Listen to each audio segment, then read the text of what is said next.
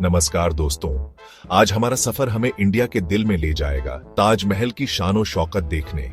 यमुना नदी के किनारे शान से खड़ा ये आलीशान मॉन्यूमेंट सिर्फ एक इमारत नहीं है, ये संगमरमर में लिखी एक महाकाव्य है। प्यार, बिछड़ने और इंसानी कलाकारी की कहानी। ताजमहल दुनिया भर में प्यार की निशानी माना जाता है, लेकिन इसकी कहानी महत्वाकांक्षा, कलाकारी और थोड़े से रहस्य से जुड़ी है।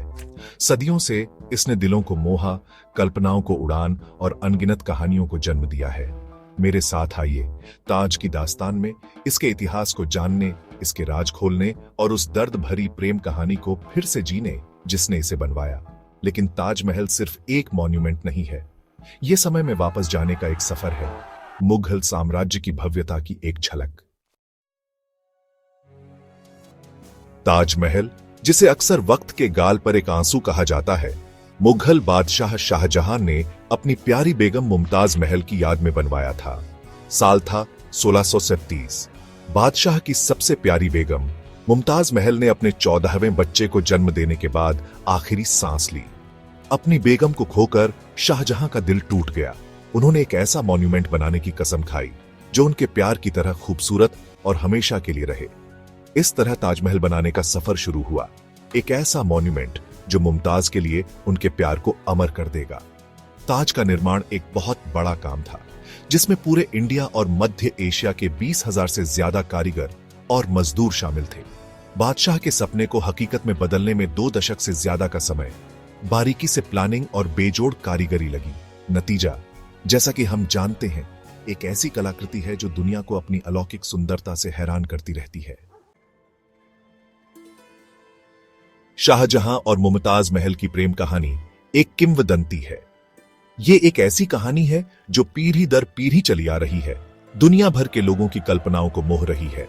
उनकी कहानी मुगल दरबार में शुरू हुई, जहां शाहजहां, जो उस समय एक युवा राजकुमार थे, मुमताज महल की खूबसूरती और बुद्धिमत्ता पर मोहित हो गए।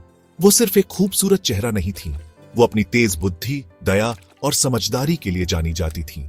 उनकी प्रेम कहानी कोई परिकथा नहीं थी।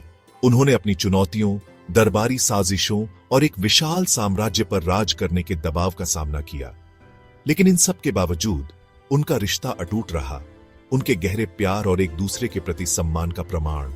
यहां तक कि जब मुमताज महल अपने सैन्य अभियानों पर शाहजहां के साथ जाती थीं, तब भी वो उनकी सबसे करीबी विश्वास पात्र बनी रही, एक भरोसेमंद सलाहकार जिन्होंने साम्राज्य के मामलों में महत्वपूर्ण भूमिका निभाई।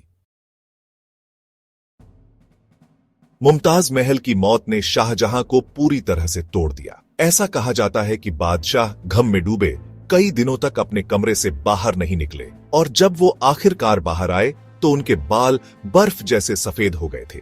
अपने गहरे दुख और अपनी प्यारी बेगम को सम्मानित करने की तीव्र इच्छा से प्रेरित होकर शाहजहां ने अपने सभी संसाधन, अपना दुहक और अपना प्यार ताजमहल के निर्माण में लगा दिया।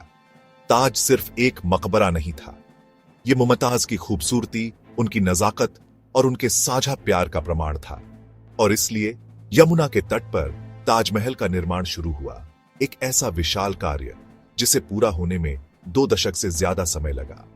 ये मॉन्यूमेंट अपनी लुभावनी सुंदरता और बारीक विवरणों के साथ शाहजहां के मुमताज के लिए प्यार की एक मार्मिक याद दिलाता है। ताजमहल एक वास्तुशिल्प का चमत्कार है, फारसी, इस्लामी, भारतीय और मध्य एशियाई वास्तुकला शैलियों का एक सामंजस्यपूर्ण मिश्रण। इसका डिजाइन मुगल वास्तुकारों की प्रतिभा का प्रमाण है, जिन्होंने एक ऐसी उत्कृष्ट कृति बनाने के लिए विभिन्न शैलियों को सहजता से मिश्रित किया जो सांस्कृतिक सीमाओं को पार कर गया। ताज की सबसे खास विशेषता इसका शुद्ध सफेद संगमरमर का गुंबद है, जिसे अक्सर उल्टे कमल के कली के रूप में वर्णित किया जाता है, जो पवित्रता और आध्यात्मिक ज्ञान का प्रतीक है। गुंबद 4 ऊंची मीनारों से घिरा हुआ है, प्रत्येक पूरी तरह से आनुपातिक है और थोड़ा बाहर की ओर झुका हुआ है। यह वास्तुशिल्प सरलता सुनिश्चित करती है कि भूकंप की स्थिति में मीनारें बाहर की ओर गिरेंगी, मुख्य मकबरे की रक्षा करेंगी। ताजमहल परिसर विशाल उद्यानों के बीच स्थित है, जो कुरान में वर्णित स्वर्ग का प्रतिनिधित्व करता है। उद्यान जलमार्ग और फव्वारे द्वारा 4 चतुर्भुजों में विभाजित हैं, जो स्वर्ग की 4 नदियों का प्रतीक है। जटिल संगमरमर की जड़ाई का काम, नाजुक पियत्रादूरा और कुरान के पूरी तरह से सुलेखित छंद सभी कला और वास्तुकला के सामंजस्यपूर्ण सिम्फनी में एक साथ आते हैं। ताजमहल के निर्माण में हजारों कारीगरों और मजदूरों का कौशल और समर्पण शामिल था। इस विशाल परियोजना के लिए मुगल साम्राज्य और उसके बाहर से मास्टर कारीगर, वास्तुकार, सुलेखक और पत्थर काटने वालों को नियुक्त किया गया था। इन कारीगरों के नाम इतिहास में खो गए होंगे, लेकिन उनकी विरासत गुंबद के हर वक्र में, जड़ाई के काम के हर बारीक विवरण में और ताजमहल की भव्यता में जीवित है। ऐसा कहा जाता है कि कुरान की आयतों को ताज की दीवारों पर लिखने के लिए सीरिया से कुशल सुलेखकों को लाया गया था। छंदों को उनके प्रेम, हानि और प्रलय के दिन के विषयों के लिए चुना गया था। पियत्रादुरा का काम संगमरमर में कीमती और अर्धकीमती पत्थरों को जड़ने की एक तकनीक कारीगरों के कौशल का एक और प्रमाण है। पियत्रादुरा के काम में इस्तेमाल किए गए पुष्प डिजाइन, जटिल पैटर्न और जीवंत रंग बस मंत्रमुग्ध कर देने वाले हैं। ताजमहल अपनी सुंदरता के अलावा रहस्य और किंवदंतियों में भी डूबा हुआ है।